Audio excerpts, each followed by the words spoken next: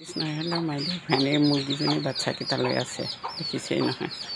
কাম কৰি কৰি ভাগৰি পৰিছোঁ। এই মুৰ্গী পোৱালি দেখি অকণমান আনন্দ লাগিছে।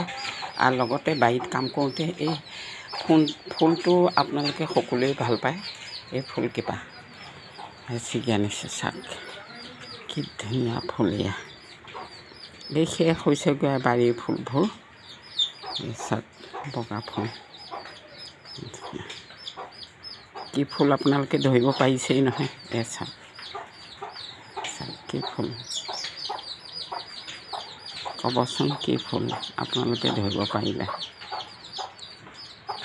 মই এতিয়া বাৰু নকওঁ, আপোনালোকে কমেণ্ট কৰি জনাব। এয়া শেষ হৈছে বাৰীৰ ফুলবোৰ।